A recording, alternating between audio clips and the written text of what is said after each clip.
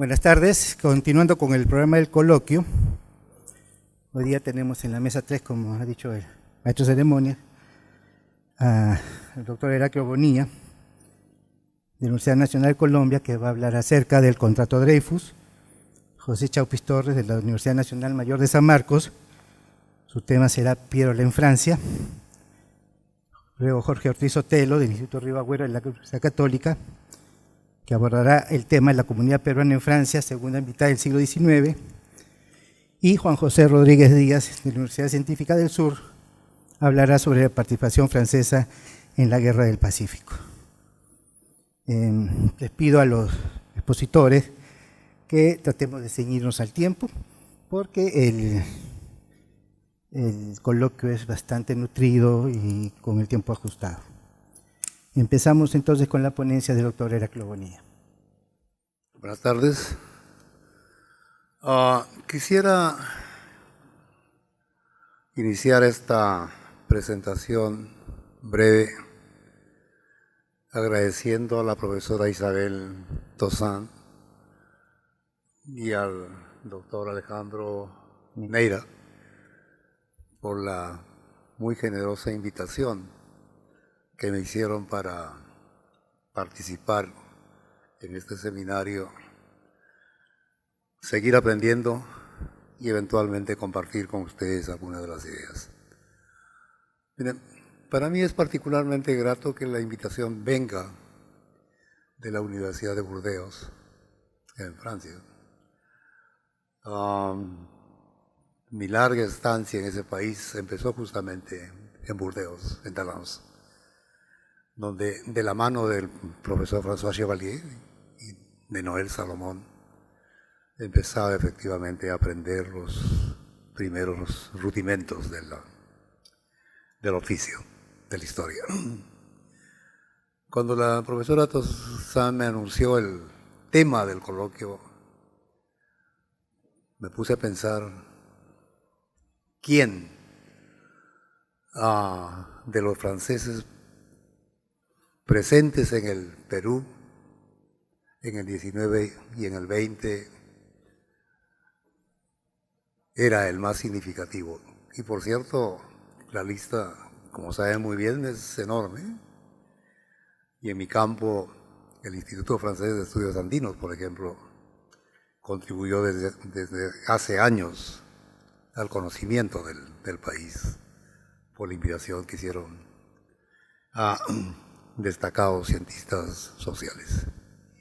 Pero hay uno que es, sin duda alguna, muy importante para, a partir de su experiencia, nosotros como peruanos entender un poco mejor el complejo y complicado proceso de la historia del Perú.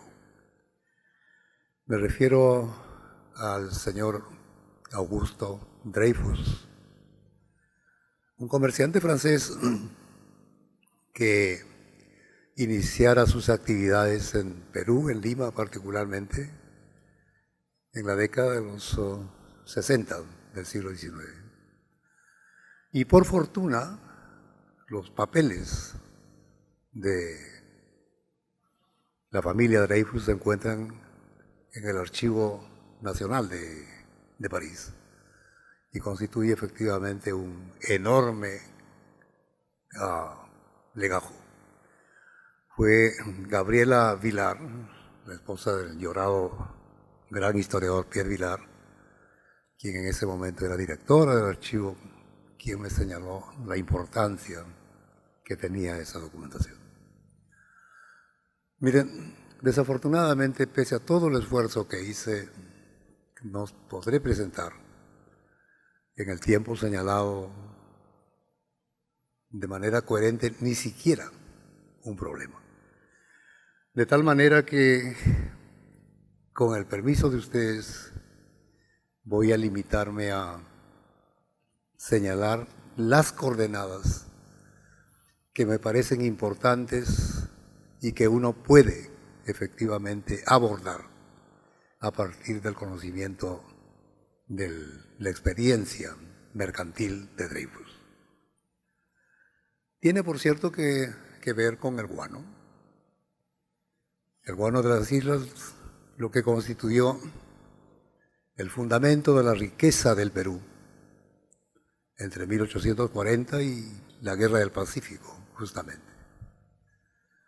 Un recurso casi fortuito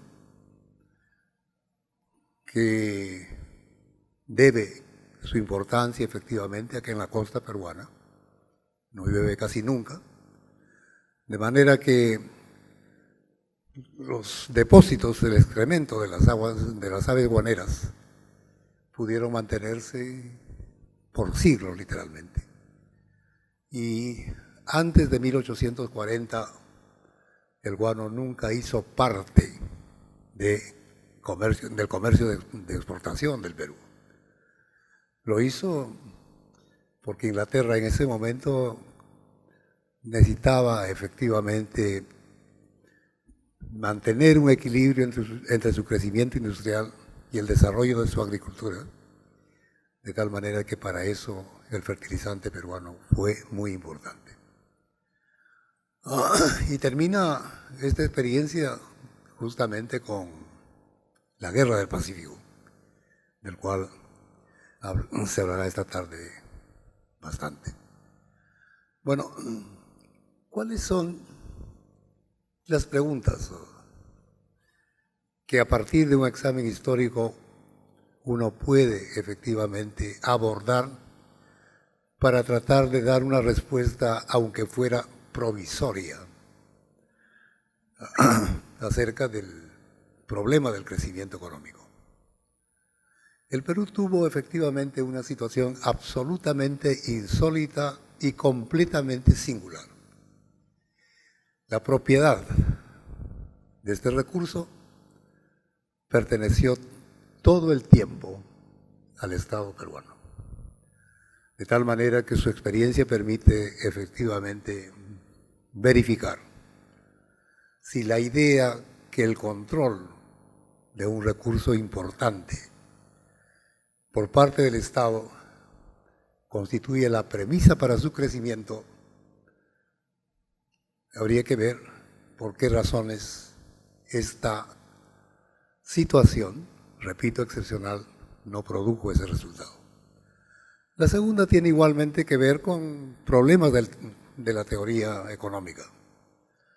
Un economista sueco recibió el Premio Nobel de Economía porque señalaba que países como el Perú estaban envueltos en una especie de círculo vicioso de la pobreza. Eran países pobres porque no tenían capitales, por una parte, y no tenían capitales porque eran pobres. Repito que entre 1840 y 1879 el Perú exportó cerca de 10 millones de toneladas de guano, que a un precio promedio de 10 libras esterlinas por tonelada, la masa bruta de capital fue de 100 millones de libras esterlinas.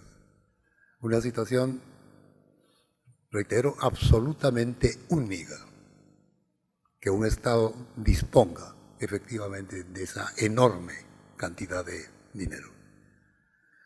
En segundo lugar, siempre se dijo que otra premisa importante era igualmente que los recursos estratégicos debieran estar controlados por el Estado. Es muy difícil efectivamente calificar al guano como un recurso estratégico, ¿no es cierto?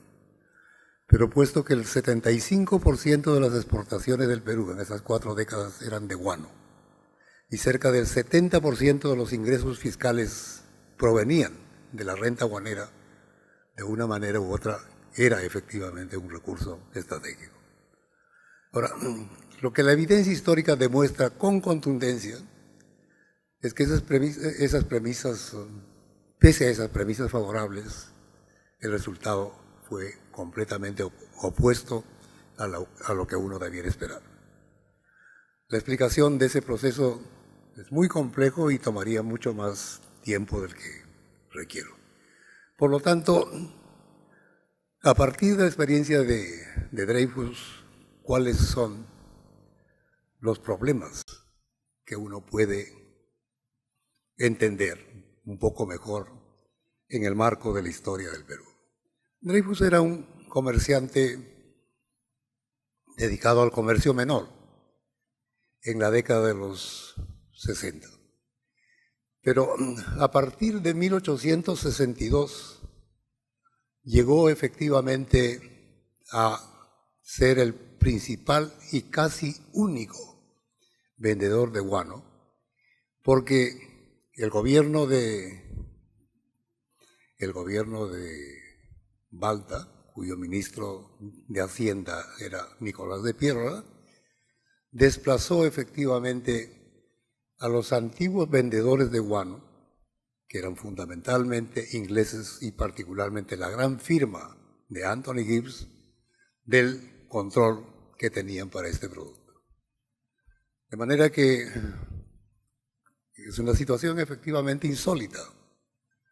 Un conjunto de poderosos mercaderes ingleses que tenían el control efectivamente de la circulación y de otras ramas productivas del país, lograron efectivamente ser desplazados por quien hasta ese momento, repito, no era sino un comerciante muy, muy menor. Primer problema. Lo segundo es que a raíz de ese desplazamiento, esos comerciantes, que eran casi todos limeños, desarrollaron efectivamente una actitud de oposición y de crítica y de cuestionamiento muy profundo a Dreyfus.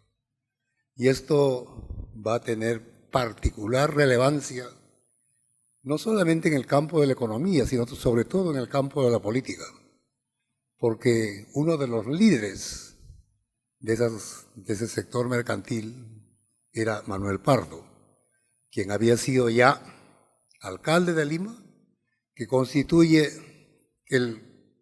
si se quiere, el primer partido político de ese nombre, el Partido Civil, y quien en 1872 alcanza efectivamente la presidencia del Perú por 4 años.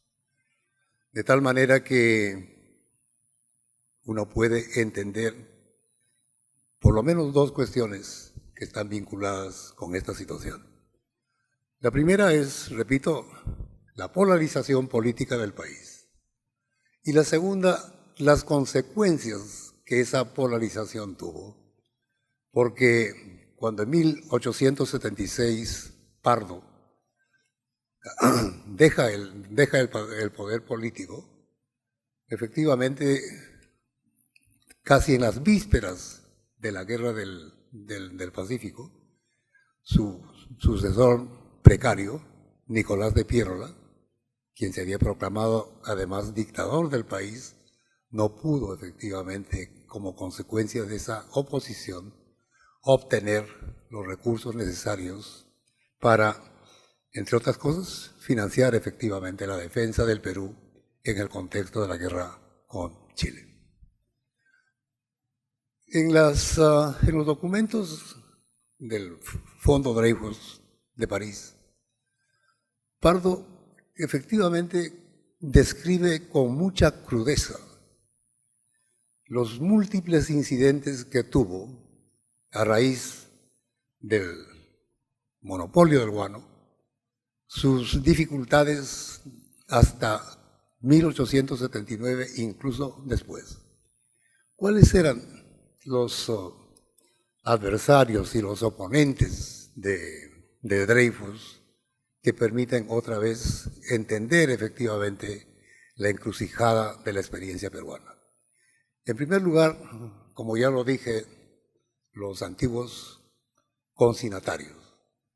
El consignatario mayor fue un inglés, Anthony Gibbs, hasta 1862. Pero por razones muy extrañas, entre 1862 y 1868, Anthony Gibbs fue reemplazado por este grupo de mercaderes nacionales, agrupados bajo el nombre de la Compañía Consignataria Nacional. De tal modo que ellos, efectivamente, apelaron a razones o a pretextos profundamente nacionalistas para argumentar que Piérola efectivamente había cometido un despojo, al derecho casi natural que los peruanos tenían de controlar la comercialización del guano. Pero Dreyfus no solamente se enfrentó a estos capitalistas nacionales. Por otra parte, estaban los bondholders, los tenedores de bonos. El Perú efectivamente tuvo en el siglo XIX una muy curiosa trayectoria en su historia financiera. En 1870 era el tercer deudor más importante del mercado financiero de Londres, después de Rusia y Turquía. 2 años más tarde, en 1872, al suscribirse un empréstito por 36 millones de libras esterlinas, el Perú era el principal cliente de ese mercado. Toda la historia de la deuda es además un mecanismo muy peculiar. Era obtener préstamos a fin de financiar o retirar o cancelar el préstamo anterior. De tal modo que los consignatarios del guano pensaban que sus derechos prioritarios para recuperar el principal y los intereses de la deuda externa estaban reservados o estaban dañados por esta preferencia a Dreyfus. De otro lado, estuvieron también aquellos socios o representantes de las casas consignatarias que tenían en el extranjero y particularmente en Londres depósitos todavía no vendidos. De tal modo que ese fue el tercer frente de lucha. En términos técnicos, el contrato Dreyfus fue efectivamente muy favorable para el Estado peruano, porque a raíz del contrato firmado en 1868, el Estado peruano podía recibir de manera puntual una mesada de cerca de 700.000 pesos, que antes no era posible porque los consignatarios efectivamente recurrían a una serie de subterfugios para tratar de retrasar o disminuir esas anticipaciones. Pero, repito, pese a esas condiciones favorables, el resultado también terminó siendo desastroso por dos razones. En la práctica, el Perú tenía el monopolio de la venta del guano, lo que motivó la fuerte protesta de agricultores y comerciantes ingleses contra esa forma de vender el fertilizante. Se opusieron, pero es increíble, y esta es otra paradoja, que un Estado profundamente débil, como el peruano en el siglo XIX, pudo, sin embargo, resultar exitoso en la defensa del patrimonio, en este caso de las islas. En efecto, los ingleses no pudieron despojarlo de las islas de Chincha y ni siquiera tampoco obligarlo a que bajaran los precios de venta por tonelada. Ahora la contrapartida de esta situación, y estoy terminando, es que a partir de 1860, efectivamente, en países como Francia y Alemania comenzaron los experimentos para sustituir al fertilizante natural por el fertilizante sintético. De tal manera que a partir de 1870, solo una cuarta parte del guano que circulaba en Europa era guano natural y el resto eran efectivamente fertilizantes sintéticos. Lo otro es que el Perú pudo endeudarse en la magnitud que he señalado porque efectivamente podía ofrecer la renta del guano como hipoteca de los préstamos. Pero no existía todavía ni el Banco Mundial ni el Fondo Monetario Internacional, es decir, aquellas instituciones encargadas de disciplinar la conducta financiera de países tan extraños como el Perú, de tal modo que el Estado peruano, y no solamente el Perú, tenía amplia margen para poder esquivar sus obligaciones. hasta que en 1872 el Parlamento de Londres publica una recomendación diciendo que en adelante los súbditos ingleses debían efectivamente abstenerse de utilizar sus ahorros en la compra de títulos de la deuda externa. Evidentemente, y sin nombrarlo, el blanco de esa crítica era el Perú. Por consiguiente, a partir de 1872 fue prácticamente imposible obtener créditos externos. La única posibilidad era efectivamente créditos internos, y la respuesta de los capitalistas peruanos está muy bien comentada por Jorge Basadre. Él dice efectivamente que la opinión pública mayoritaria decía, y esto no es nuevo en la historia del país, que era preferible los chilenos a Piérola. En tiempos de Velasco Alvarado, muchos efectivamente celebraron en sus casas con champaña la derrota de quien iniciara la revolución de 1968. Muchas gracias.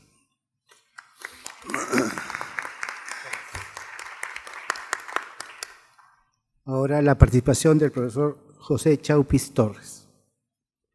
Buenas tardes.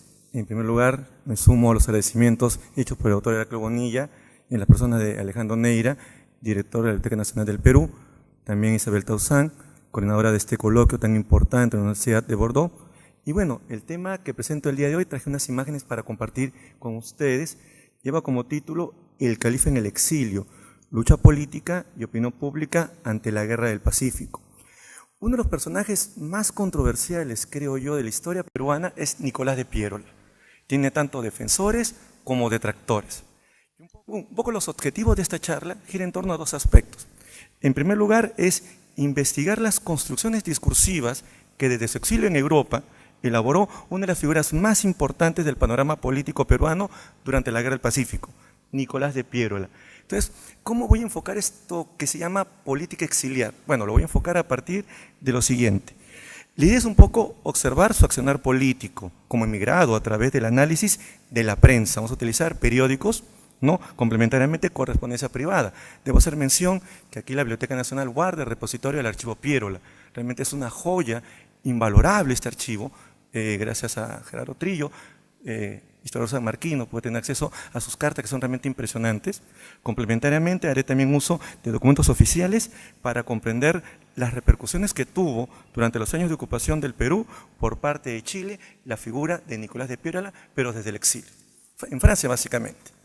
Él estuvo también en Inglaterra, estuvo en Norteamérica. Lo primero que quisiera hacer es, en la medida que yo trabajaba anteriormente ya a Piérola, pero en la etapa de su gobierno dictatorial, como dicen comúnmente, era contraponer si él había cambiado, digamos cambiado políticamente, su discurso que cuando estaba durante el gobierno aquí en Perú, de lo que fue su exilio europeo, básicamente francés. Entonces, un poco el término que utilizó es el que utiliza Karen McEvoy en Utopía Republicana. Ella lo llama proyecto utópico esperanzador. Me parece que es un término adecuado. Quizás se puede modificar algunas precisiones que giran en torno a qué. Digamos que sorprende lo poco estudiado que ha sido durante la Guerra del Pacífico la figura de Piérola. Como ven indicando, lo que ha predominado más que nada es un discurso antipierolista. Y eso es lo que más ha sobresalido frente al propierolista. Cuando digo antipierolista me refiero a historiadores como Paz Oldán, quizás que es el más destacado, en el caso propierolista, Jorge Basadre, por ejemplo. Ambos, digamos, discursos no le insertan en un todo orgánico que puede ser entendido como parte de un proyecto político integral. También lo quise incorporar con algunas imágenes o fotografías, por ejemplo, para entender esta imagen de Piérola grandilocuente. Ustedes ven a la derecha, es la famosa Ciudadela Piérola, que era aparentemente para defender la capital durante la ocupación chilena. Era un poco para contextualizar esta imagen, digamos, grandilocuente de Piérola. Un segundo elemento que quiero destacar en torno a Piérola era que el proyecto político del califa centró sus esfuerzos prácticamente en proyectar de forma permanente una retórica esperanzadora y triunfalista. Cuando uno lee sus manifiestos, decretos, cartas, etcétera, durante el gobierno en Perú, uno observa que es un Piérola optimista, esperanzador, cree que podemos ganar la guerra. Claro, eso va más allá de los grandes errores que cometió militarmente durante la Guerra del Pacífico. Complementariamente, digamos que la utopía pirolista fracasó lastimosamente ante las derrotas militares y la ocupación de Lima. Es decir, la ocupación de Lima por las fuerzas chilenas, como la imagen que se ve ahí, que es una imagen clásica del ingreso a Lima de las tropas chilenas, termina deslegitimando totalmente a Nicolás de Piérola. Pero Piérola todavía no se va del Perú, por el contrario, de Lima parte del interior de la sierra. Y sobre ese aspecto quería decir lo siguiente. Aquí lo que me interesa un poco destacar es que Piérola cree que es oportuno institucionalizar, estamos utilizando un término bastante complejo, partido político, en el caso de Piérola, llamado el Partido Nacional. No olvidemos que los dos únicos partidos, ya lo mencionó el doctor Heraclio Bonilla, uno era el Partido Civil, el otro era el partido de Mariano Ignacio Prado, que también se llamaba Partido Nacional. Entonces, sobre esa base, Piérola, antes de partir al extranjero como parte de su colofón de salida del país, forma el llamado Partido Nacional.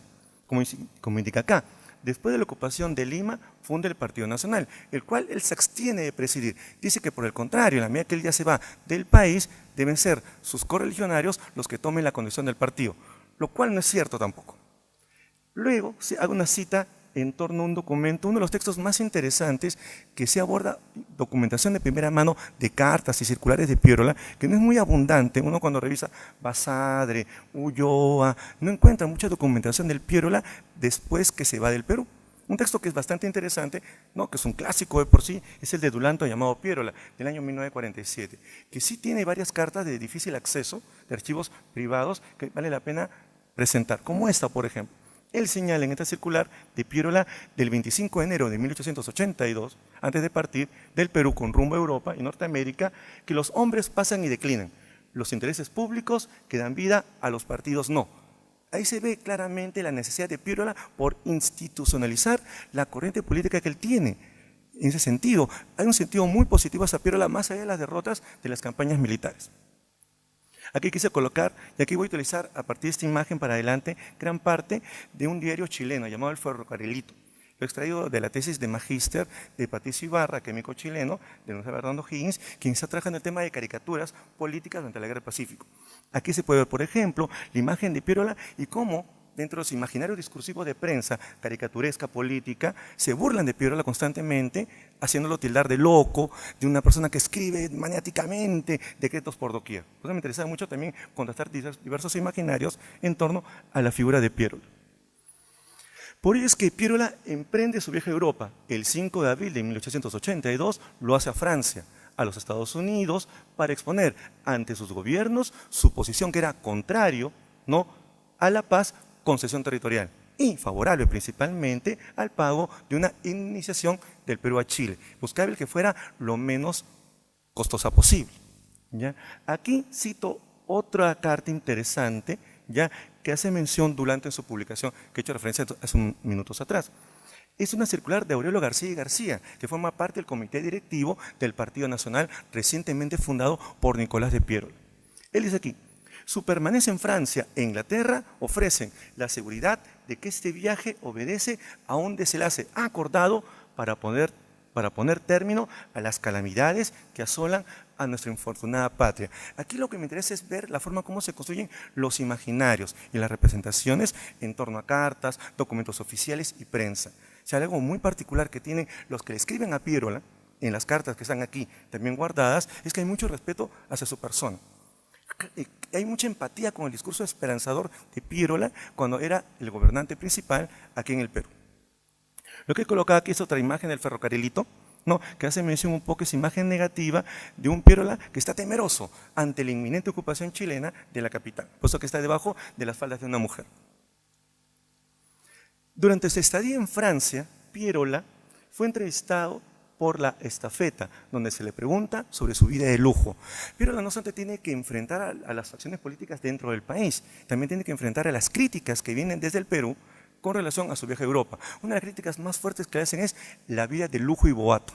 Bueno, aquí hay una entrevista que le hacen en París que es tomada luego por una entrevista que le replican en Tijera, en Norteamérica, que es reproducida en El Comercio, el 5 de marzo de 1884. Aquí Nicolás de Piérola dice lo siguiente con relación a esa vida de lujo principesco que tendría Piérola en Francia, París. Pero usted se sorprenderá, dice al reportero del Gerald, que de saber que el arrendamiento que pago por este magnífico palacio, entre comillas, es de 7.000 francos al año. Puede usted formarse idea de su grandeza por lo siguiente. El cuarto de estudio que dice la estafeta, que podía envidiar al zar de Rusia, no tiene más de 12 pies cuadrados. Aquí también tuvo que tener varios enemigos. Los enemigos que critican su estancia europea, la forma como vive y también la forma como él tiene que responder con sus correligionarios del Partido Nacional para poder tener una presencia política importante. El exilio no es ostracismo totalmente, por el contrario, el exilio en el caso de Piérola le permitió mantener redes políticas muy importantes que a su vez le permitieron retornar en el año 1884 aquí al país. Otro elemento interesante a tomar en cuenta es que hay dos personajes claves que al desaparecer Piérola del país van a tener un rol protagónico muy importante. Uno es Iglesias y en segundo lugar Andrés Avelino Cáceres. Aquí hago mención como un parágrafo lo siguiente: accionar frente a Iglesias y además las negociaciones con Chile. El fracaso de las gestiones en Europa lo obliga a asumir el liderazgo y la dirección del Partido Nacional. Sí, hay que reconocerlo, Piérola, por más buena voluntad que tuvo en Europa por conseguir apoyos a su causa, ¿no?, con relación a no ceder territorialmente, y si se hace con un dinero que sea lo más corto posible, fracasó. Pero a pesar de ello, ahora gira hacia otra tónica. Lo que busca Piérola es fortalecer su partido. ¿Y cómo lo hace? En París, las noticias de las negociaciones entre Iglesias y Chile le hace definir su posición política. ¿Y cuál será su definición? Ya, aquí es una de las cartas más interesantes que he encontrado. En los textos que he revisado de Basadre, Paz Soldán, Dulanto, no hay una carta de Piérola que le escribe Iglesias. La única carta que he encontrado está aquí, en la Biblioteca Nacional. He hecho la referencia ahí, carta de Piérola Iglesias, del 5 de agosto de 1883, aquí, Biblioteca Nacional del Perú. Dice lo siguiente, que es algo bien excepcional, que Piérola esté publicado una carta que le escribe Iglesias, cuando aparentemente, algunos dicen, los detractores que eran aliados, que uno le puso hasta la agenda política, le estableció el gabinete, y otros dicen que por el contrario, Piérola se cuidaba mucho de esa relación con Iglesias en la medida de la forma como negociaba con Chile. Básicamente el manifiesto de Montán, o grito de Montán, y luego el tratado de Ancón. Cito esta carta que me parece realmente importante. Yo no he dudado un punto del patriótico intento que a usted guía, aunque pensando en absoluto oposición respecto del camino que usted ha emprendido. Yo sé, se ha suscrito usted las temerarias condiciones exigidas por Chile, es con dolor en el corazón y creyendo que era el medio de salvar la patria de daño mayor. Es decir, hay una relación de respeto de Piérola a Iglesias, pero por otro lado, que viene lo más interesante, es que Piérola, mientras por un lado respetaba a Iglesias, por otro lado fortalecía su partido. Y esa es la ambigüedad de las redes cuando se construyen fuera de un territorio. Cuando estás lejos, tienes que armar y jugar políticamente como si fuera una especie, no sé, como esta serie Juego de Tronos, algo así, ¿no?, en términos políticos. El apoyo a Iglesias se produce ante la derrota de Cáceres y la lucha por el civilismo por tomar el poder.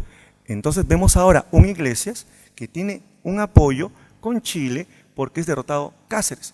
Aquí me interesó mucho esta carta que también se encuentra aquí en Biblioteca Nacional, que le escribe Pedro Mas a Piérola el 3 de agosto de 1883.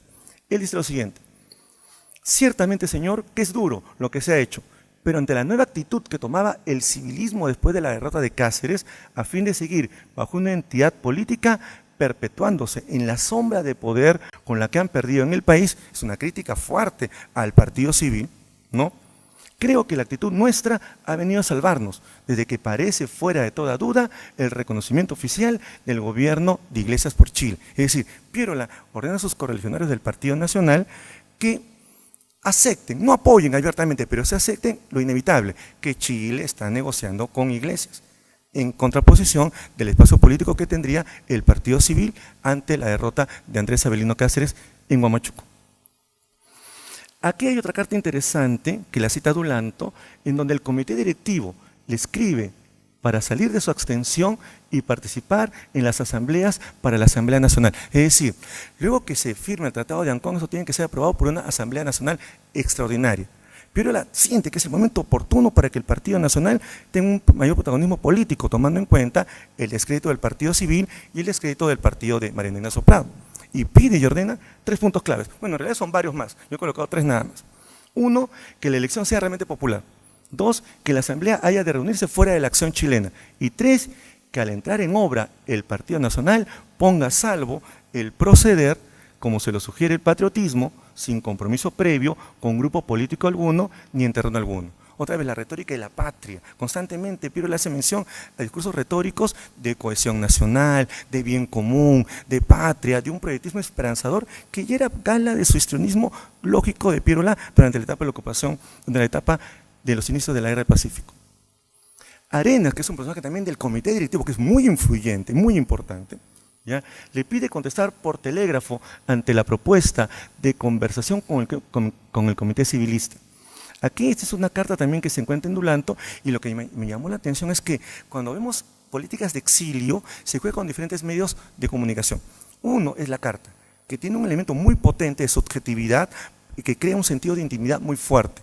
Pero cuando las cartas son filtradas, en este caso se opta por el telegrama. Y también es muy importante.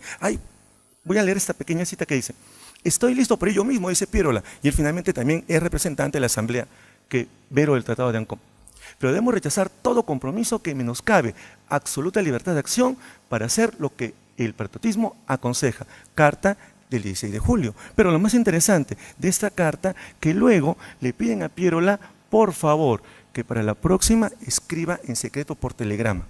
Eso es lo más interesante, o sea, juegan cartas, manifestaciones en periódicos, documentos oficiales, telegramas, etc. Otra acusación que le hacen, y aquí sí que toman en cuenta este factor, gira en torno ya al apoyo que tendría de Chile para su retorno al país. Esta es una carta bien interesante que la encontré aquí. Hubo una famosa comunicación escrito que hay entre Iglesias y García Calderón, que fue una carta privada entre ambos, que luego en el año 1884 la publica El Comercio. Es aquí cuando Piérola, no a través de un periódico, sino a través de otra carta, le responde a García Calderón bajo la sugerencia de este personaje llamado Muñoz. Dice la letra: con verdadero placer me he informado que usted dio respuesta a los editores de Times y New York Herald, rechazando la torpe aserción del corresponsal del último periódico relativa a que intentaba recuperar la presencia del Perú con la protección de Chile. O sea, aquí hay dos grandes acusaciones. Acusación 1, que vive con lujo y boato en Francia, París. Y acusación número 2, que en París negocia con Chile su retorno al Perú para tomar la presencia nuevamente en la medida que le brindaba prácticamente toda Chile. En ese sentido, necesitase gran mala fe o la más absoluta ignorancia de los acontecimientos que han tenido en nuestro país para repetir una calumnia tan grosera contra quien ha dado amplias pruebas de patriotismo. Otra vez el concepto de patria, de cohesión, de bien común. En este caso hace mención, y aquí puse el texto donde aparece esta carta también, publicada por la Casa del Libro Viejo de Juan Ortiz Benítez. Como les indicaba hace un segundo, Piérola también le responde a García Calderón en esta carta privada que luego fue publicada por El Comercio en torno a que hubiese un apoyo por parte de García Calderón, de Piérola a Chile. Yo no he tratado de condiciones de paz con el gobierno chileno, ni en París ni desde París, y muy lejos de haber anunciado mi intención de ir al Perú, sabiendo que el señor Calderón estaba en negociaciones, es notorio que abandoné mi resuelto viaje en el instante mismo en que tuve noticia de que este señor había entrado en ellas. Esta es la carta que les hago mención que se encuentra aquí en la Biblioteca Nacional, que es un documento realmente importantísimo, que no lo he encontrado por esta calidad de documentación en otro repositorio. Ya para terminar, el comité directivo ahora le pide con urgencia que vuelva a Lima, con los siguientes términos. Documento que también se encuentra aquí, o bien también forma parte del comité directivo del Partido Nacional. Dice: mucho se le extraña a usted por acá, y es tiempo de venir. Nadie tiene la misión de salvar a este desventurado país sino usted. Y son los términos que utiliza luego. Voy a hacer mención. Dice: Cáceres huyendo de quebrada en quebrada, Montero y los suyos en merienda de negros, Iglesias convertido en un niño y por todas partes. Dicen unánimemente que es tiempo de que venga usted, los suyos y los que no lo son, así lo exige. Bueno, y sobre esa base también le escribe Arenas, pero bajo un término de telegrama. Si ustedes se dan cuenta, dice: denos opinión, le pide Piérola a Arenas, por telégrafo, si conviene regresar a Lima ahora, y le pide incluso guardar el secreto. Este también es un documento de telegrama que se encuentra aquí en la Nacional. Quiero terminar, que entonces me pasa el tiempo, no quiero incomodar a los demás ponentes, ¿ya? En torno, y con esta última imagen ya con esto termino, con relación a que en marzo de 1884 Piérola decide retornar a Lima, a pesar de obtener un escaño en la Asamblea Constituyente que aprobaría el Tratado de Ancón, es separado ante su posible oposición. ¿A qué me refiero con esto? Con esto un poco también se desbarata a partir de esta pequeña referencia, entre comillas, todo está discutible en historia, con la documentación pertinente, que Realmente fue una relación difícil, no tan de aliados entre Piérola e Iglesias. Por el contrario, ya para ese momento, 1884, Piérola tenía su propio espacio político. Prueba de ello que parte del Partido Nacional que coopta Iglesias decide separarse del Partido Nacional y formar un nuevo partido, que sería entonces en este caso el Partido Demócrata. Muchas gracias, muy gentiles. Muchas gracias. Al igual que mis predecesores, agradezco a los organizadores de este evento. Voy a hablar sobre un tema que creo que es algo peculiar, es decir, los peruanos allá. Y si alguien pone mi presentación sería genial, aunque no veo a nadie arriba. Miren, hay procesos migratorios en todas partes del mundo, en todos los tiempos, actualmente, en varios lugares, y basta con ver actualmente acá la cantidad de venezolanos que tenemos. Claro, la segunda mitad del siglo XIX no fue una excepción a este proceso, y hubo varios movimientos migratorios entre una Hispanoamérica que salía de las turbulencias de las jóvenes repúblicas y una Europa que se iba sosegando también de los movimientos revolucionarios surgidos como consecuencia indirecta de la revolución industrial. En términos generales, todos los migrantes salen de un país y se dirigen a otro y se asientan en forma permanente o por largos periodos, y en muchos casos suelen agruparse para mantener vivos sus recuerdos y costumbres del lugar de origen. Juega mucho en esto las representaciones diplomáticas o consulares, que tienen que atender y proteger a sus connacionales, que incluyen tanto a los inmigrantes como a quienes por alguna circunstancia particular se encuentran en el país o región bajo su jurisdicción. En los países europeos, en esta segunda mitad del XIX, había 4 grupos de hispanoamericanos. El primero estaba constituido por aquellos que disfrutaban de una cómoda posición económica que les permitía vivir en una ciudad europea o emprender largos viajes. Otro grupo lo formaban aquellos que habían viajado para estudiar o perfeccionarse o trabajar, sea con apoyo de su respectivo gobierno, de su familia. Un tercer grupo estaba constituido por los funcionarios públicos, diplomáticos, agentes consulares o comisionados de algún sector del Estado. Y un cuarto grupo lo constituían aquellos que se encontraban en condiciones precarias, entre ellos marineros que habían perdido sus naves o cuyo contrato había cesado en un puerto europeo, sirvientes de familias pudientes que estando de viaje por Europa habían sido despedidos o abandonados, viudas que se habían quedado desamparadas, en algunos casos con hijos. No faltaron los exiliados por razones políticas, lo que acaba de presentar José respecto a Piérola, por ejemplo. Aunque en la mayor parte de los casos estos se pueden ubicar dentro del primer grupo, es decir, de los rentistas de alguna manera. La mayor parte de estos se dirigieron a Francia, y dentro de Francia a París.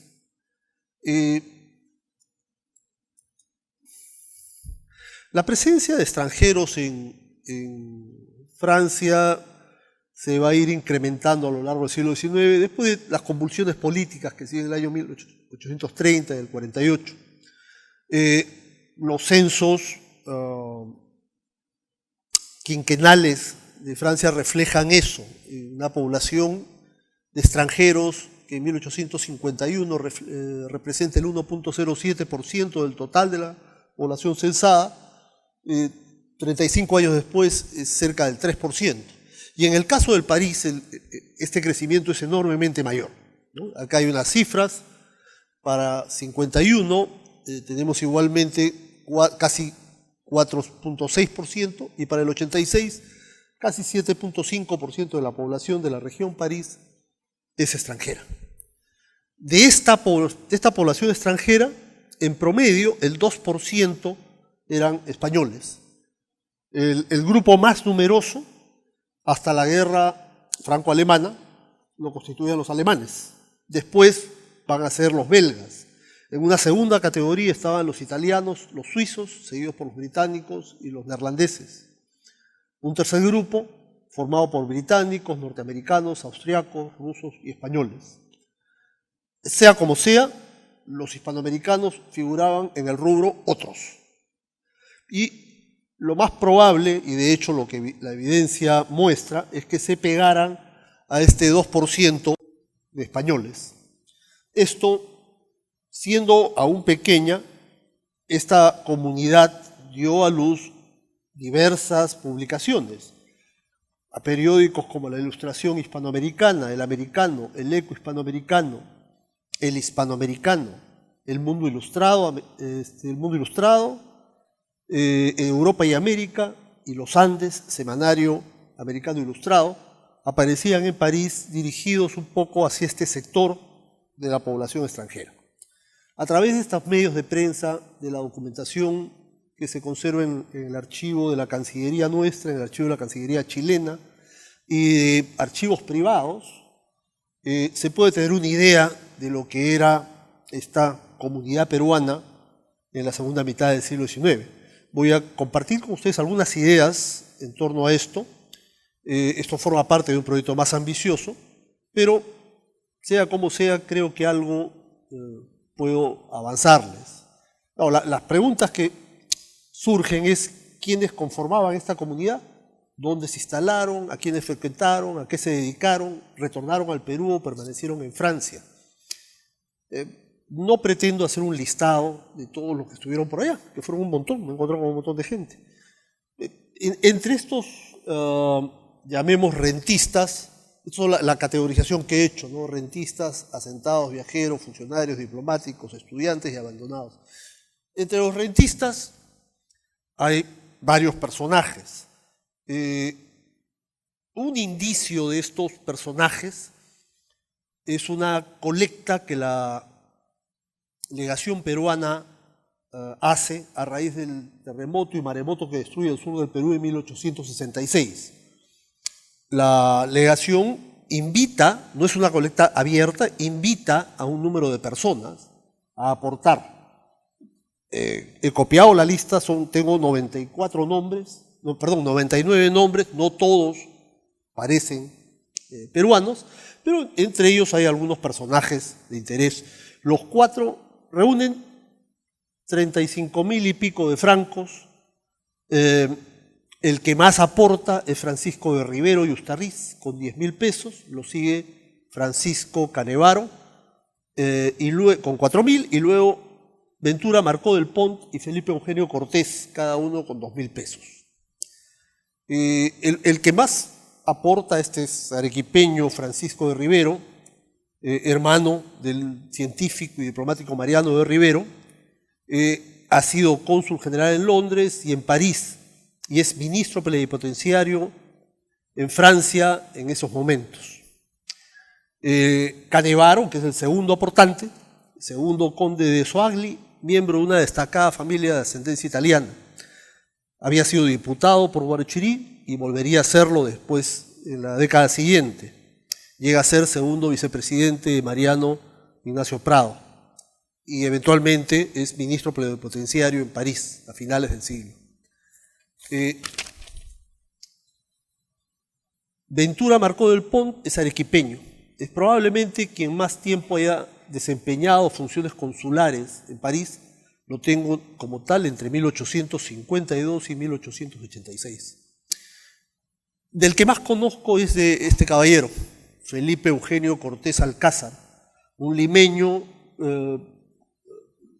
poseedor de extensas propiedades en el Valle Central chileno y que había participado en la vida política peruana, concuñado de, para el entonces ya fallecido Mariscal Domingo Nieto, y en un momento de su vida este hombre se aleja del Perú, se aleja de todo, se aleja de la familia, se aleja de todo y se va a vivir a París. Disfruta de todo lo que la ciudad le puede brindar, de lo bueno, de lo malo, de lo feo, de todo, y tiene una intensa vida social, contacta a numerosos hispanoamericanos, hay una lista más o menos larga que figura en un proceso judicial que se le hace después, que le hacen después sus hijos, porque se le pega a alguien que le hace firmar una serie de contratos aprovechando que era crecientemente senil.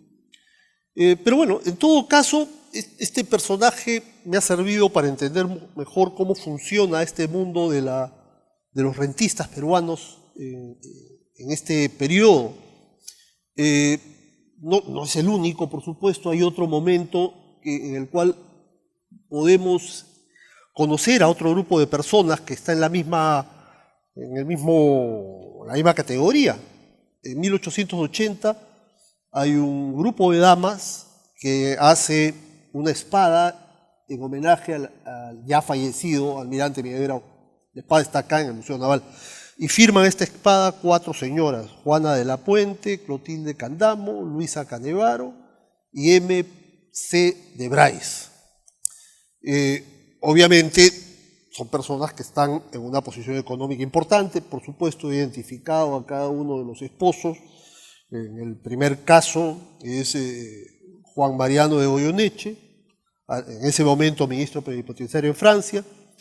La segunda, la Clotilde Asensios, es esposa de Carlos González de Candamo, quien sería posteriormente también ministro en Francia. La tercera es Luisa Soyer de Lavalle, esposa de este Canevaro que ya mencioné. Y la última habría sido Natividad Cote Saltaos, esposa de Luis Brais de Vivero. En fin, la lista de esta categoría puede ser larga, hay muchos más personajes que he encontrado, pero pasemos al segundo grupo de funcionarios. Bueno, dicho sea de paso, estos son los asistentes, por ejemplo, una fiesta en homenaje en San Martín. Acá hay 4 peruanos, ¿no? García Calderón, Carlos Pividal, Arosemeno, Lavalle, pero 5 peruanos. Y Soyer. García Calderón hace uso de la palabra en este homenaje. Entre los funcionarios hay una diversidad de personajes, ¿no? Hay diplomáticos, agentes consulares y comisionados. Y al decir diplomáticos, a veces es un decir porque la carrera diplomática como tal todavía no existe. Entonces nos encontramos con gente como el general Torrico, que ejerce muy poco tiempo, es uno de los beneficiarios de la consolidación del guano y es enviado a Francia como ministro en 1865, ejerce muy poco tiempo el cargo, pero se queda allá y va a fallecer en Francia. Y parece que se mueve en muy buenos círculos. De hecho, la hija tiene un matrimonio muy ventajoso en el año 74. Y tenemos más nombres de diplomáticos y personajes de este género, entre ellos el general Cáceres, ¿no? Cáceres está en Francia siendo capitán en 1862 como adjunto a la legación en París. Y después va a ser ministro plenipotenciario brevemente entre 1891 y 92. Tenemos varios consulados, un consulado general en París y consulados en Le Havre, Aviñón, Bayona, Burdeos, no sé cómo se pronuncia, Sete, Chambéry, Cherburgo, Dunkerque, Lyon, Marsella, Mentón, Nantes, Niza y Saint-Nazaire. En algunos de estos sitios los consulados tienen muy poca vida, muy poca duración en realidad, pero en otros fueron bastante activos y duraderos.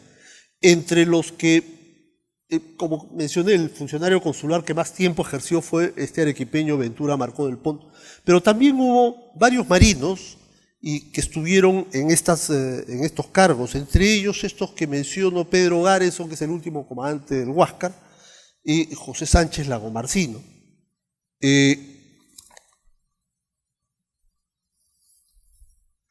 Eventualmente, de los funcionarios que viajan a Europa, también hay una lista larga. Uno de ellos es el vicepresidente Peset, ¿no? que llega por enfermedad a Europa, a París, y pocos días después de llegar es que fallece el presidente San Román y a él le corresponde asumir la presidencia. Va a ser recibido por el emperador Napoleón III y retornar inmediatamente al Perú. Hay varios funcionarios más. Uno que me parece interesante es Luis Eugenio Albertini, hijo de padres franceses, nacido en Francia, estudió acá, se nacionalizó peruano y va a ser funcionario y secretario de la legación. Ha sido literato, compositor, musicaliza el Payandé, un poema de un colombiano, ¿no? Y además va a ser en su casa, en la que durante el sitio de París de 1870-71 se va a instalar la ambulancia peruana, sobre la que diré un par de palabras antes de que se me acabe el tiempo. El tercer bloque, el tercer grupo, dicho sea de paso, esta fue una de las funciones que debió cumplir Ventura, uno de los cónsules nuestros, que es la supervisión de la construcción del monumento al 2 de mayo, proceso que se inició con un concurso en 1868 ganado por 2 artistas franceses y que eventualmente llegó a Lima hacia el 72-73. Artistas, estudiantes, hay varios, desde estudiantes escolares hasta profesionales. Parece ser, bueno, entre ellos está, por ejemplo, el hijo de Numa Pompilio Yona, que nace en Ecuador, pero es reconocido como poeta peruano, y que ejerce también alguna función consular en un momento dado. Su hijo estudia ya en Versalles, va a obtener varios premios en un colegio del señor Legrand, va a retornar al Perú al estallar la Guerra del Pacífico y va a fallecer en la batalla de Miraflores. Entre los artistas, y nuevamente son varios, pero quizá el más destacado es el piurano Ignacio Merino, ¿no?, que va a viajar inicialmente a París en 1827, va a retornar al Perú en el año 40 y va a asentarse en París en forma definitiva en 1850 hasta su deceso en 1876. Hay un escultor importante, Gaspar Ricardo Suárez, un ayacuchano, enviado por el presidente Castilla para estudiar en Europa. Va a permanecer inicialmente en Roma y luego en París. Pero quizá lo que más me ha llamado la atención y que no tengo, hay algunos profesionales como este dentista peruano, Arriaga y Ponce, dentista americano aparecido en el periódico El Americano de París. No tengo algo que mostrar, pero el grupo que me pareció más interesante, bueno, interesante es un decir, más dramático, es el grupo de Los Abandonados. Tengo acá varios nombres, hay varios marinos, hay un marinero limeño, Marcelino Segura, que con 23 años se embarcó en 1863 en un buque guanero norteamericano que se dirigía a Amberes. Este buque fue capturado y quemado por el corsario confederado Alabama. Junto con otros tripulantes, Segura fue desembarcado en Santa Elena, donde pasó 18 meses sirviendo como mozo de cocina. Finalmente llegó a Le Havre, donde trató infructuosamente de engancharse de otro buque con destino al Perú. Finalmente nuestro consulado acudió en ayuda y lo pudo repatriar en septiembre del año 64. Mucho más dramático es el caso de un joven, un piloto, Llanela, que va a llegar en una fragata peruana a Le Havre a fines del 78, va a estar allá al iniciarse la guerra, se le van a liquidar sus servicios y va a fallecer víctima de congestión alcohólica. En fin, casos de este tipo son varios, el tiempo no nos permite ir más allá, pero solamente uno más, que este sí me parece absolutamente dramático, ¿no? Aurelio Encalada, un moreno menor de edad que había pasado a Macao como sirviente de un capitán García, entró al servicio del cónsul peruano y fue abandonado por este en París. Se dirigió a Le Havre, trabajó 1 año y medio en los muelles descargando carbón. A fines de 1875 estaba en una situación lamentable, habiendo perdido los pies por no tener calzado. El cónsul peruano en dicho puerto se hizo cargo del médico, su alimentación y remedios, mientras gestionaba su admisión en un hospital y recursos para su repatriación. Mire,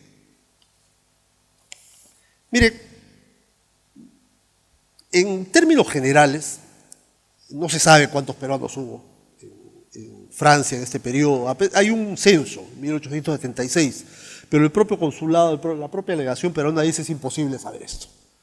Y con la experiencia que acabamos de tener del censo de ahora, es muy probable que tenga razón. Pero sí podemos afirmar que fue un grupo muy diverso. La mayor parte residió en París. En alguna medida, quienes no eran funcionarios se mantuvieron en contacto con el Perú a través de los medios de prensa, la correspondencia con sus familias o amistades, o al requerir apoyo o ser requeridos de apoyo por nuestras representaciones oficiales. Los más acomodados se insertaron sin mayores problemas en los mejores círculos sociales franceses. Menos suerte tuvieron los del grupo que he llamado los abandonados, que debieron pasar por diversas penurias, en parte por su condición de extranjeros, pero fundamentalmente por la propia realidad social francesa.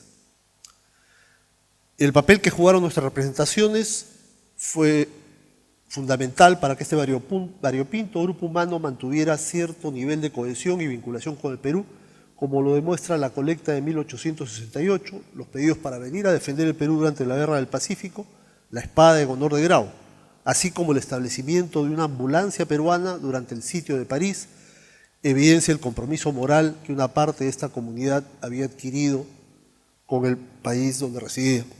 El tema, por supuesto, requiere mucha más investigación, pero creo haber contribuido a desbrozar el camino para ello. Muchas gracias.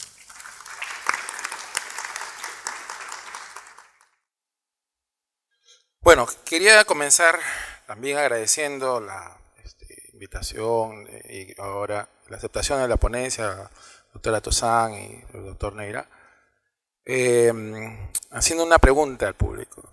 ¿Ustedes se imaginarían al señor Dionisio Romero, al señor Benavides, yendo, ¿no?, a todo pulmón, a sus brazos, ¿no es cierto?, una bomba para apagar incendios en esta época? Pues bueno, eso es lo que yo quiero hacer honra de unas personas muy dedicadas. Quiero hacer honra de estos franceses que, teniendo todo, arriesgaban lo más preciado, la vida, y también sus propias condiciones de familia. El comandante Milford, Émile Bernard Milford Bergerie, fundador de Maison de Santé, creador de la bomba France, creador de las ambulancias civiles en la Guerra del Pacífico. No podría decir más para que ustedes entiendan lo que significa este personaje. El comandante Alexandre Truel, que también es otro de los mártires de la bomba France, que además es padre de Madeleine Truel, ya conocida por Hugo Coya, por el tema de lo que hizo por franceses. Parece que su hija quiso resarcir en algo, ¿no?, lo que su padre había hecho por los peruanos.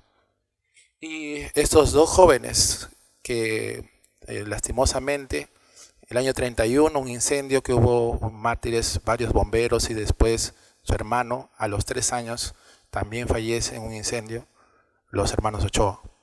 Bueno, ¿pero qué tiene que ver con mi ponencia estos bomberos? Pues la bomba France. Bueno, vamos a comenzar justamente en ese mismo momento. Estaba dejado el doctor Jorge Ortiz, pues la Comuna de París. La Comuna de París es un evento, pues, ¿no es cierto?, muy impactante, ¿no?, a nivel social, político, en fin, y que, claro, pues evidentemente forma parte de este miedo social que va a tener la gente con respecto al orden. Y quiero ver esta escena que es muy parecida, pero es aquí en Perú, en la rebelión de los Gutiérrez. Pues estas escenas de alguna manera tienen algo en común, ¿no? Que se muestra el desorden que tiene, las conductas desordenadas, supuestamente conductas hasta criminales, ¿no?, que tiene la población de la plebe. Y que por supuesto tiene que ver con las imágenes que tienen que ver con los sucesos de la Comuna de París, aunque para muchos fue pues un momento terrible, impactante. Muchos peruanos, como había mencionado, por ejemplo, José Antonio Lavalle vivió ahí, ¿no? Pues y claro, vivieron de una manera que pues muy preocupante.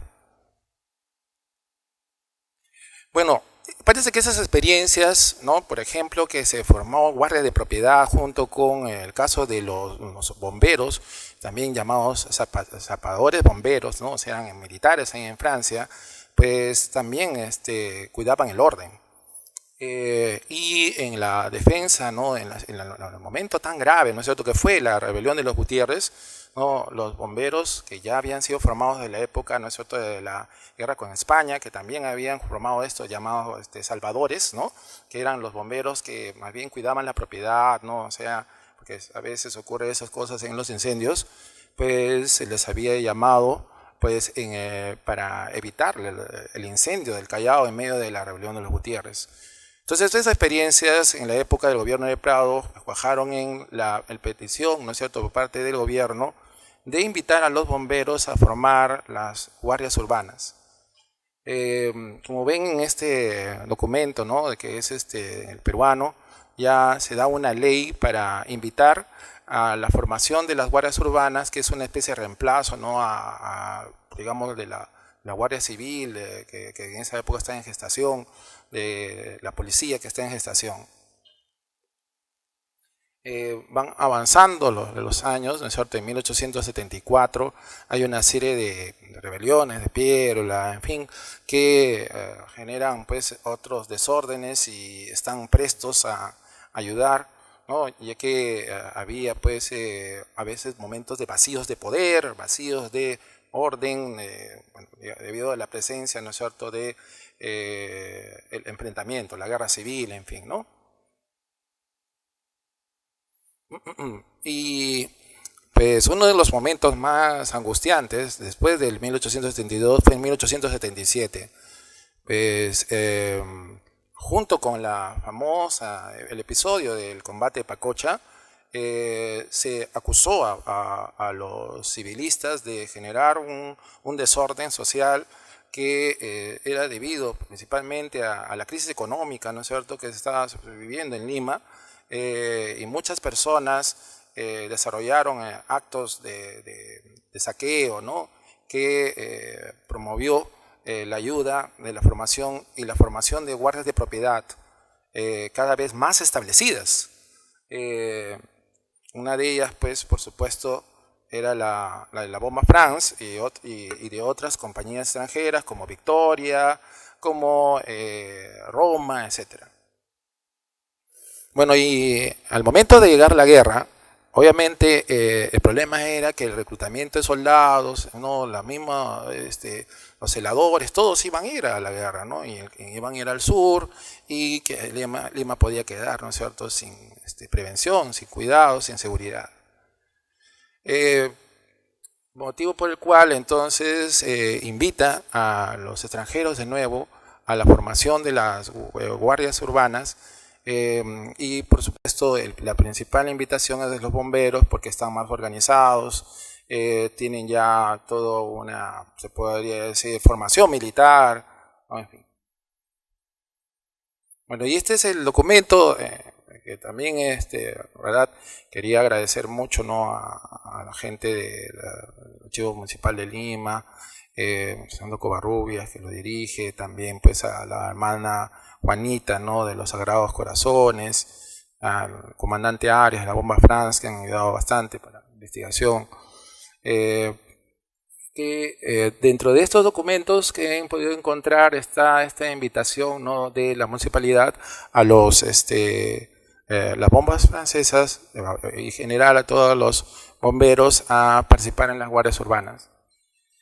Y bueno, esta es la respuesta que dan los miembros de la Bomba France, ¿no?, y la comunidad francesa, ¿no?, que hacen decir con un orgullo, ¿no?, estamos presentes.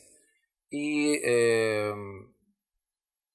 pues también las bombas italianas, ¿no?, la comunidad italiana, todos aceptan la invitación, y esta es la respuesta, ¿no?, de la comunidad francesa, ¿no? Anoche, a la hora, en fin, la reunión de la colonia francesa, presentarnos en el local, como habían pedido, el objeto de manifestar, ¿no?, que celebrada en la tarde, bueno, en fin, bien, aceptan este pedido y siguen firmas, ¿no? Acá tenemos, bueno, ha sido un poquito difícil por lo inteligible, pero el señor Combaneir, ¿no? Que es un importante empresario de esa época, el señor Alfred Pernot, que ha sido miembro incluso de la Cámara de Comercio de Lima en sus momentos, desde inicios, Emile Ford, ¿no? Que era pues, un representante de casas francesas, Jean Bartet, pues, y Ocean Maillard,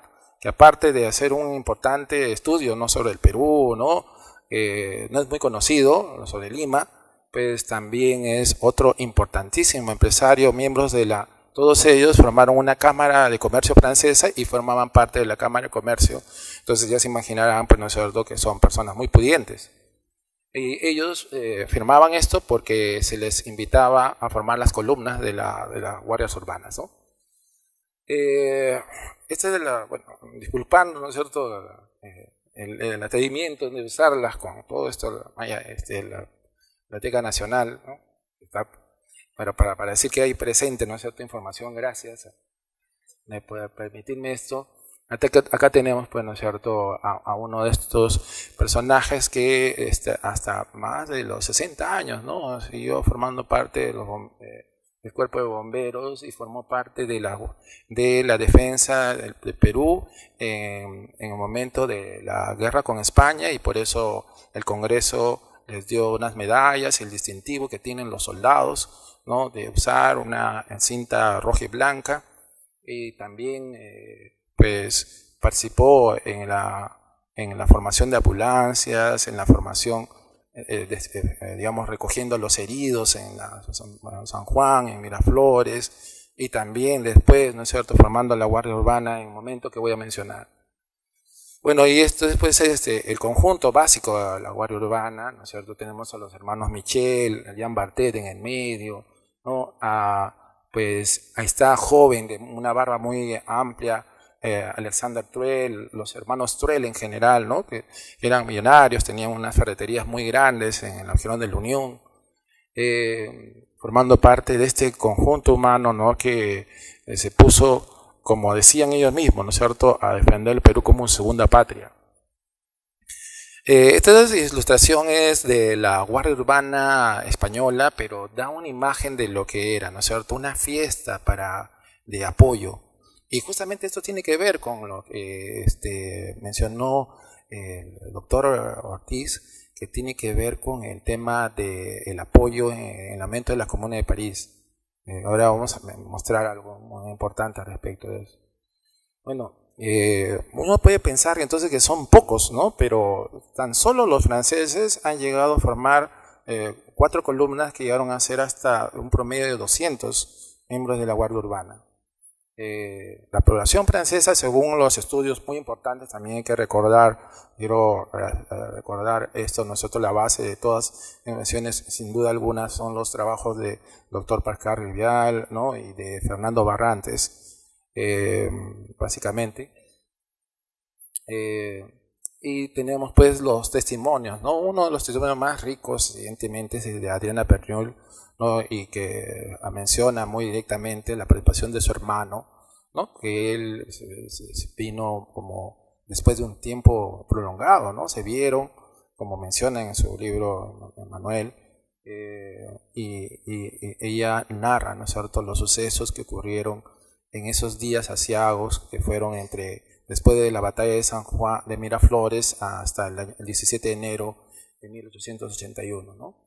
Bueno, aquí está, pues, haciéndole propaganda a su cuñado, ¿no?, en integridad.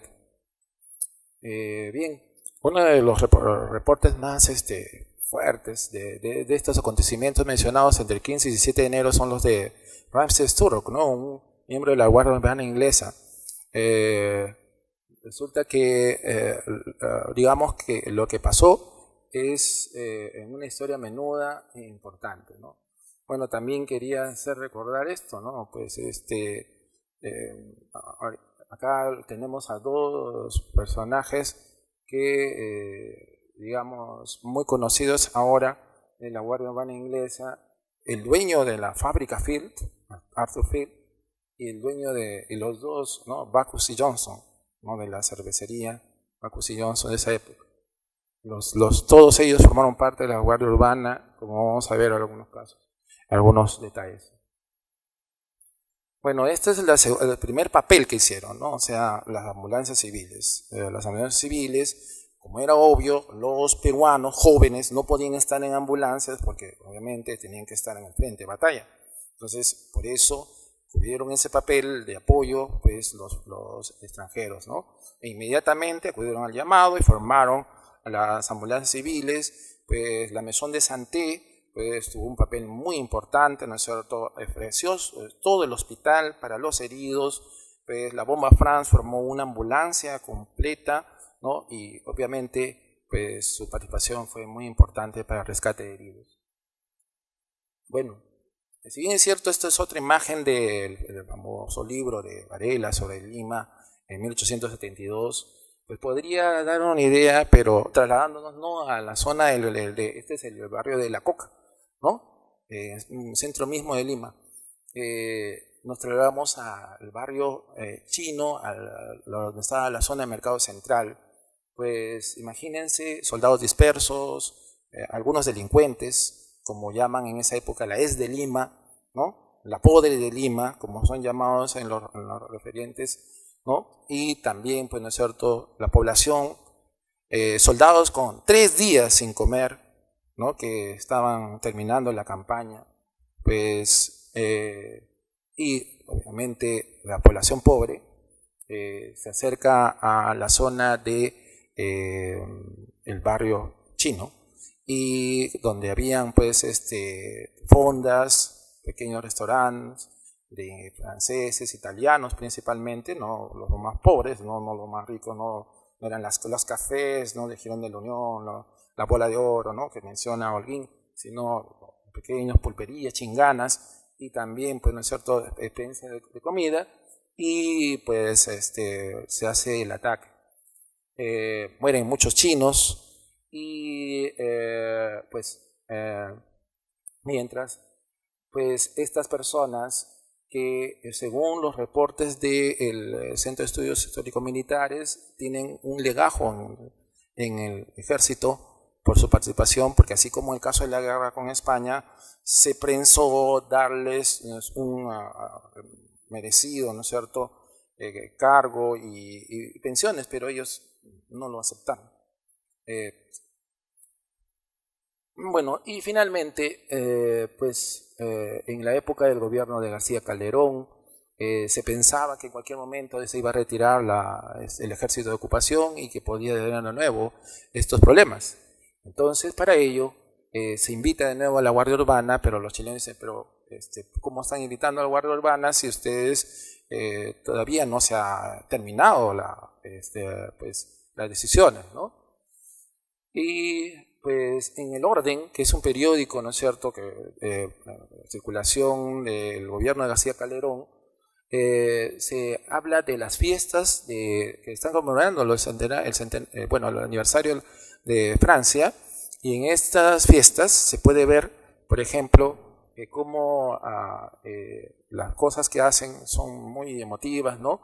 Hacen almuerzos, en fin, para recortar fondos para los heridos. Recuerden que, o sea, no solamente la gente muere en los días del 13 y 15 de enero, siguen muriendo, ¿no es cierto?, los heridos, ¿no?, como se ve en El Orden, ¿no?, siguen los pacientes, y forma una comisión, ¿no?, de recursos con algunas señoras de la sociedad de Lima. Los reportes sobre la situación del Perú en Francia eran muy comunes. Finalmente, acá tenemos algo que se va a hacer, un homenaje, ¿no es cierto?, por las señoras de Lima, en el cual se le va a entregar al señor Luis Champox, que era el más importante de estos líderes de las guardias urbanas, que era el encargado, pues, por Dreyfus, la Sociedad General del Muelle de Dársena, y además fundador del Banco del Callao, o sea, evidentemente mucho dinero, ¿no? Que fue el que dirigió las guardias urbanas en la defensa de ese momento, y se le otorgó un juego de vajilla de plata hermoso, y además medallas a todos los que participaron, a todos los grupos extranjeros, ¿no? Y dentro de ello, el agradecimiento está de Ricardo Spiel, que también es masón, como muchos de los que participaron, porque varios de estos bomberos eran masones. Y la medalla recibe Ocean Maillard, ¿no? Para la bomba France, señor Bacchus, ¿no? Para la bomba, la compañía salvadora americana, ¿no? En fin. Y pues el señor Chapelier, que es parte de la bomba francesa, ¿no? Va a donar una inmensa cantidad, ¿no es cierto?, de cosas para los heridos. Los hospitales siguen manteniéndose. Isabel González Prada, ¿no es cierto?, atiende un hospital, y la ayuda sigue. Pues definitivamente creo que no hay ninguna duda del papel que jugaron, ¿no?, en esta época. Como dijo pues en una carta que se encuentra en la Biblioteca Nacional, que le manda a Palma Paul Pradier-Foder como segunda patria, ¿no? Esta es la medalla que le entregan a las señoras de Lima, a los, como dice ahí, pues, ¿no es cierto?, a los que los salvaron, ¿no?, de los días más peligrosos. Y bien, la Guardia Urbana sigue siendo llamada, pues, cuando está por retirarse el ejército de Chile en la ocupación, luego pues en la guerra civil de Iglesias Cáceres, en la guerra civil de Piérola Cáceres, hasta 1935 la Guardia Urbana jugó un papel importante para la defensa. Generalmente en la historia militar se habla solamente de los soldados, pero estas personas son importantes de recordar. Yo ahora pues que he podido ver más de cerca, ¿no?, el trabajo de los bomberos y su abnegada labor, pues no puedo dudar que aquí en la Guerra del Pacífico tuvieron un papel muy grande, como les decía, como decían ellos mismos, la segunda patria. Muchas gracias. Agradezco a los 4 expositores que han cumplido a cabalidad el tiempo asignado, lo que nos permite, según el programa, recoger 3 preguntas para que respondan los expositores también muy brevemente. Buenas tardes a los 4, mis respetos. Para el señor Ortiz, a raíz de los testimonios que han habido de casi semiesclavitud en algunos peruanos que estuvieron en Francia, como el último señor Moreno, me parece que se apellidaba Encalada, Aurelio Encalada, que terminó sin pies, ¿qué tan atractivo era en esa época Francia para un peruano de clase media? Gracias. Bien, buenas tardes. Quisiera felicitar la exposición de los ponentes, que ha sido bastante profunda. Mi pregunta es al doctor Bonilla, acerca de su exposición, cuando usted habla acerca del contrato Dreyfus. Una de sus conclusiones es que el contrato Dreyfus fue en general favorable al Estado peruano en ese momento, también en cierta medida en perjuicio de los tenedores, sobre todo ingleses, ¿no? Entonces mi pregunta es si ese perjuicio a estos tenedores ingleses acerca de la explotación del guano influyó o no influyó en, digámoslo, una política negativa por parte de la corona británica durante el periodo previo a la Guerra del Pacífico. Esa es mi pregunta. Muchas gracias. Quisiera hacer la pregunta al señor Chaupiz. Es acerca de la posición de Piérola.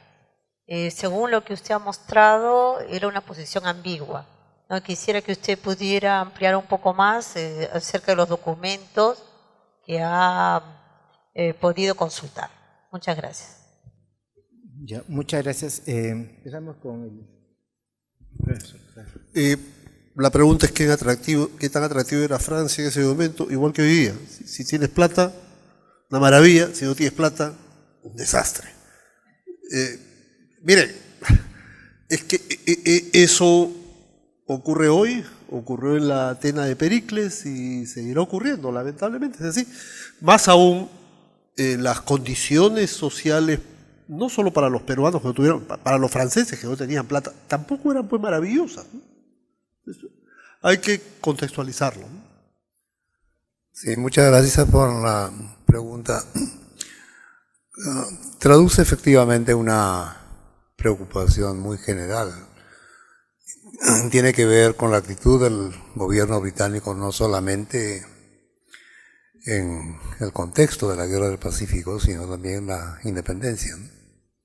La respuesta sobre lo último, el gobierno británico fue un gobierno de una neutralidad completa en la crisis del sistema colonial. Entre otras razones, porque era aliada de España. Y en relación al si hubo o no una animosidad del gobierno británico como consecuencia de la bancarrota y del cese de pagos, ahí creo que hay que diferenciar. Es decir, el gobierno británico fue de una... Si alguno de sus ministros expresó efectivamente una cierta simpatía por Chile, esta no fue una actitud general del gobierno británico. Otra muy distinta fue la opinión pública inglesa. En la guerra con Chile, la prensa británica decía, se trata de un enfrentamiento entre la civilización y la barbarie. La civilización, evidentemente, Chile, y la barbarie en el caso del Perú. Y estaban, repito, profundamente ofendidos, porque una deuda de 36 millones de libras esterlinas no era cualquier cosa. No solamente que hubo esa deuda, sino que al mismo tiempo, repito, el gobierno peruano no hizo absolutamente nada para pagar, ya no digo el principal, sino incluso los intereses de la deuda externa.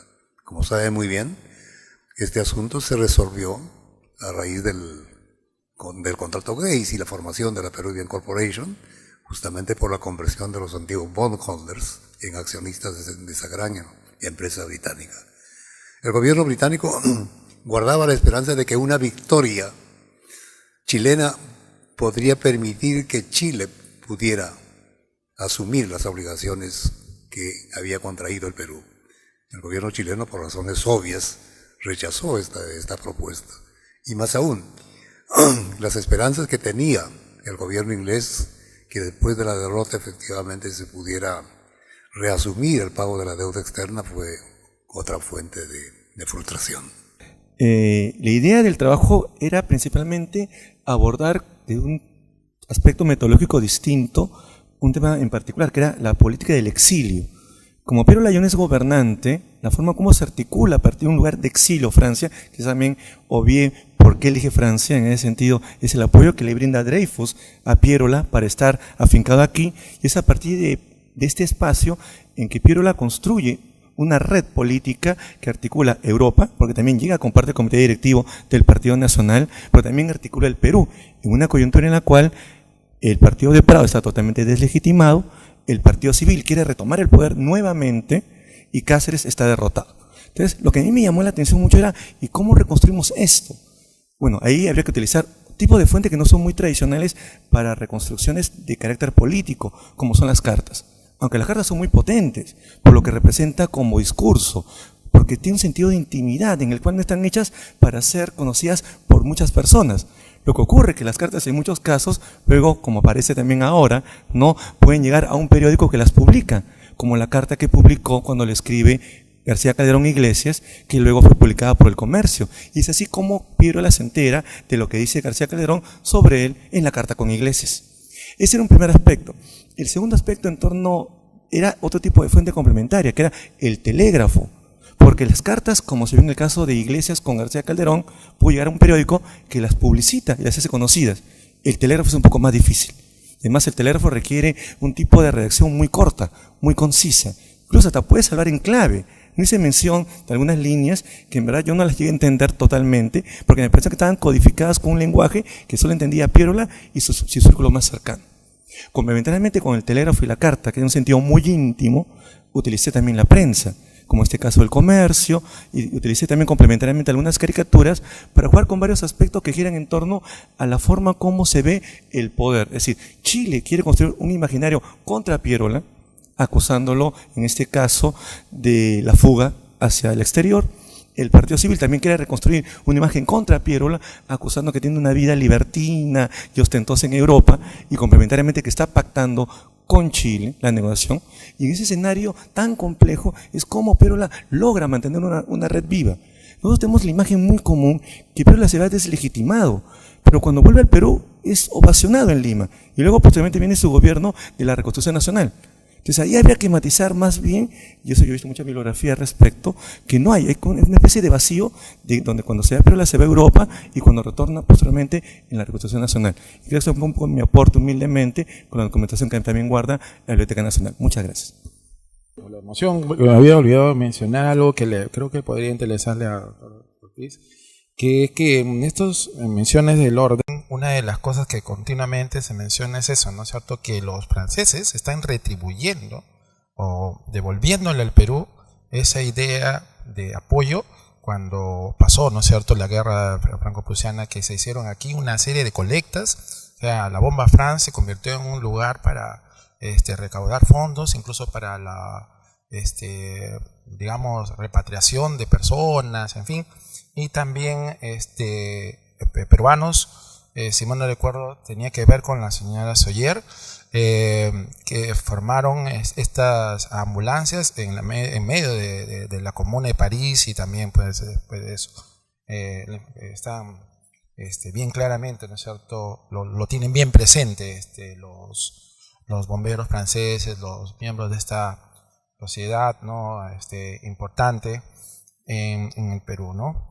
Tal vez para algunos ahora les habrá sido raro no mencionar a Massy Payet o a Petit Duart, pues porque la verdad es que evidentemente ellos ya hace muchas veces se les menciona, ¿no?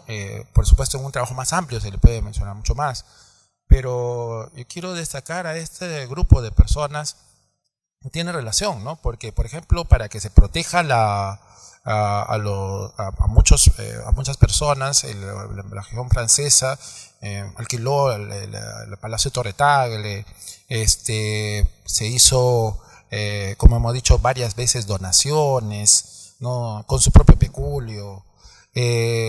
Los clubs de franceses, ¿no es cierto?, inmediatamente activaron esto, y yo creo que tiene que ver un poco con esta sensación de hermandad que ocurrió en ese momento también tan grave, ¿no es cierto?, que pasó lo de la guerra franco-prusiana, ¿no?